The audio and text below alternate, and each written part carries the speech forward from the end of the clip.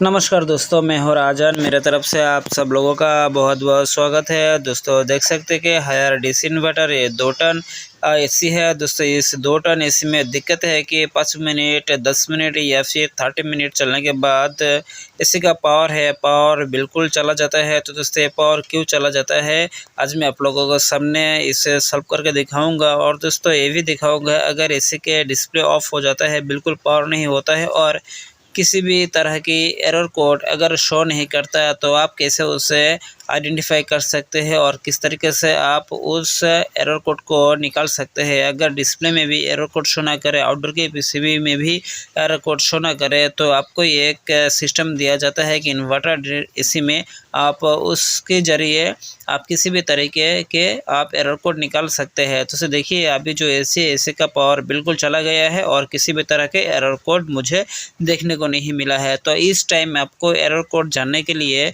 तो आपको इसमें पावर होना चाहिए, पर अगर पावर भी ना हो तो आप कैसे आइडेंटिफाई कर सकते हैं कि आपकी एसी में कौन सी कोड आ रहा है, कौन सी एरर कोड के वजह से आपकी जो एसी है एसी वो बंद हो चुका है। तो दोस्तों देखिए अभी मैं एसी के जो डिस्प्ले है, डिस्प्ले में इसका एरर कोड अभी निकालूंगा।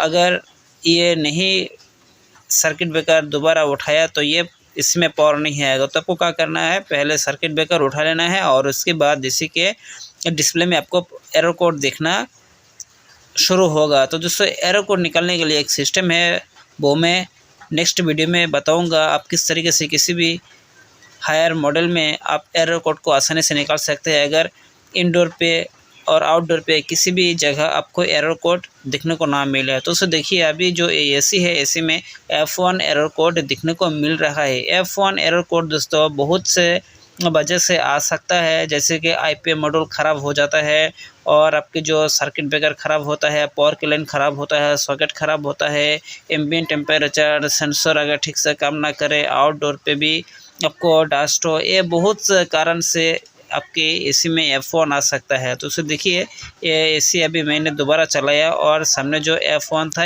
F1 वो चला गया। दोस्तों देखिए मैं अभी आप लोगों के सामने इसे पूरी तरीके से आइडेंटिफाई करके दिखाऊंगा ये किस वजह से F1 एसी में आ रहा है। तो उसे देखिए आउटडोर पे अगर चलते हैं तो आउटडोर के जो फिन्स है, देखिए फिन्स भी बहुत क्लियर है, बिल्कुल क्लियर है और सेंसर भी ठीक ठाक है। दोस्तों देखिए अगर ज़्यादा हीट होता है तो आपको भी ये F1 आ सकता है और F6 भी आ सकता है। F6 आने का मकसद है कि जो एम्बिएंट टेम्परेचर दिया जाता है, अगर ये ख़राब हो जाता है तो और ये काफ़ी डस्ट होता है तो भी आपको F1 सिग्नल आ सकता है। तो अगर पावर की लाइन में भी कुछ गड़बड़ी है तो भी आपको F1 सिग्नल आ सकता है। तो दोस्तों देखिए ये जो एसी का सर्किट ब्रेकर है, सर्किट ब्रेकर में आपको दिखाऊंगा सर्किट ब्रेकर में क्या दिक्कत है और किस तरीके से ये आ रहा है। तो देखिए इसे देखने के लिए आपको जो सर्किट ब्रेकर है, सर्किट ब्रेकर ये बिल्कुल 63 एम्पियर का सर्किट ब्रेकर है और ये जो सर्किट ब्रेकर का फेज है, ये फेज बिल्कुल गल चुका है, जल चुका है।